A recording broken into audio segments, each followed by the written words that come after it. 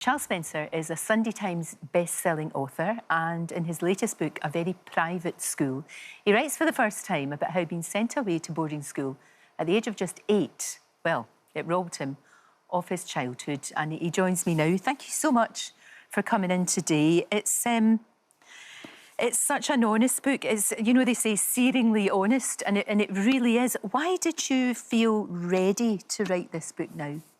Well, I didn't plan to write this book, really. I just kept a screen on my computer, a little folder, and I put memories of this school in there. Right. And then I suddenly realised I had 700 headings of themes of nightmarish things that had happened at the school, and happy ones. I made friends and had a good education. And then I met a friend who had been there, who had his life completely devastated. He was sexually assaulted very seriously many times. And he had never told anyone about it, and he told me. And I said, this is so appalling, and he just grabbed my arm and he said, someone has to write about this. Oh. And I thought, well, at that stage I was wondering whether I was going to write it, because it's quite a thing to take on. Yeah. And then I thought, right, I'm going to do this now. Gosh, because it must have been so hard to write about this, because sexually abused, physically abused. At the time when you were a little boy, did you try and tell anybody about what was happening to you? No, I didn't, and it's quite... I think the most important thing to remember is how very young we were. Yeah. So I went there when I was just 8, as you mentioned, and I think kids at that age, doesn't matter what their background, they have no context to their life. They just think this is what their parents expect and this is the framework they've been given.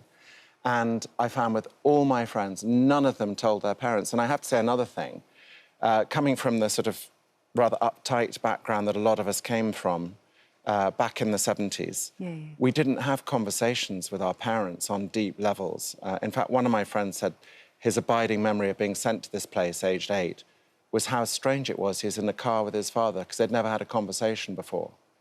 And that was his first day going away, being sent away for 5 years. See, I've never understood that whole thing of sending your children, when they're so young, they're so young, to send them away to boarding school. I know it was the done thing, but really, for a kid who doesn't... I mean, you didn't have any experience at all of this, and how are you supposed to deal with what was being done to you? Because the person that was doing it to you, basically a paedophile. I mean, that's what you would call them, and you do. And how you're supposed to cope with that, it's just horrendous. Well, I think being sent away at a very delicate age, such as 7 or 8, is really... I don't support that at all. No. I have 7 children, and my two of them have chosen to go to boarding school in their mid-teens. Right. And that's fine. They can make a decision. Exactly. They've got the wherewithal to make that decision. And if they decided it wasn't for them, they knew there was an exit plan. But being sent at 7 or 8 is terrible. And I remember there was one boy who went when I was there, and he was looking for his parents the first day. They hadn't told him that they were going to leave him at the school. So he thought he was going on a trip with his parents. And then he started looking for them, and they'd gone home, and he wasn't going to see them for 5 weeks. Well, when I went for my first night at this school, I'd never stayed away from home without a family member. And the horror of it, I mean, I had nightmares for 6 months before going, because I couldn't, age 7 and then 8, I couldn't get it into my head that this was going to be the case. And then in this very private school, it was run by very bad people who were indulging their worst fantasies with little boys. And they were allowed to do that. It's got to, and you talk about it in the book, it's got to have affected your relationships with women in particular, because you were abused by a woman in a position of authority. And it has to you. You said it had effects on your marriages, it had effects on your relationship with your mum, with your sisters. You know, it's got to. Of course it has. It's completely understandable. I think that's logically the case. I have to have been affected. And I have to stress that this isn't all about me. I look at my friends, my contemporaries from this school and from other schools that were equally bad. Some of my friends went to lovely schools, boarding schools. And I can see the effect on them psychologically is so hard. Look, the good thing is you could plonk me anywhere in the world and I'm going to survive because I went through this. Yeah, that's true. But at the same time, something small but important in me died during those 5 years in that school because that was the only way a sensitive person, a normal person, could cope, really. No, absolutely. But you wanted help. I mean, you used to make yourself ill, physically sick, because you wanted somebody to say, well, there must be something wrong with this wee boy. You know, if he's throwing up, there must be something wrong with him. So you wanted help, but there wasn't any help there. From the age of 9, which is very young, I was desperate for some female love and attention. That's totally understandable.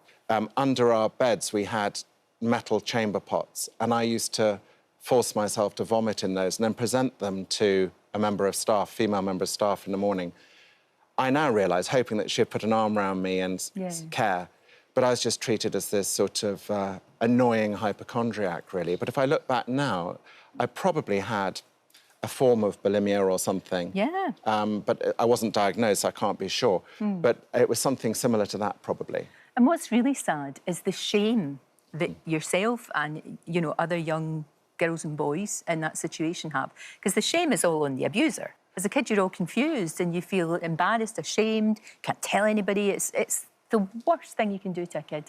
One of the most extraordinary things that happened during the writing of this book was right at the end. I'd pressed send to the publisher, and that afternoon I was at home at Althorpe and I went into the attic. So I thought, I've got to do something completely different. And I went into an attic room to help a curator with clearing up some books. And out of the top shelf, I pulled out my 1976 diary, and in it was a message from my abuser. I didn't know I had a diary from 1976, and just to see her writing was really extraordinary. Yeah. I think you're really brave. I really do. I think you're really brave. I know already, you know, that already you've had people saying to you, thank you for doing this. That's been wonderful. There's one who is a contemporary of mine, and he said, I just want you to know, because you've written this book, I've told my wife, we've been together 40 years, I just told her about the place, and we've been crying for an hour. That's so sad. It's so, so sad.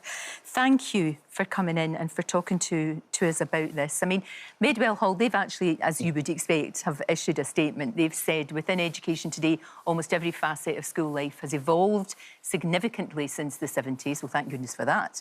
At the heart of the changes is safeguarding of children and promotion of their welfare. We'd encourage anybody with similar experiences to Charles to come forward and contact the school, the local authority, or the police. So that's what they're saying now. This was then, but sadly, as we know, it still continues in other places. We know that. So I think you've done a brilliant job highlighting that. And can I just say, we're just about to talk to our royal correspondent. Could you give Kate our love? The next time you're talking to them, just everybody's worried about her. Just that's all I wanted to say to you, because I know it's a very private thing. You're very kind. Thank you for coming in. Thank you. And for help and advice on anything we've talked about, there are helplines on our website. And Charles's book, A Very Private School, is actually out on Thursday. Thank you so much. Thank you.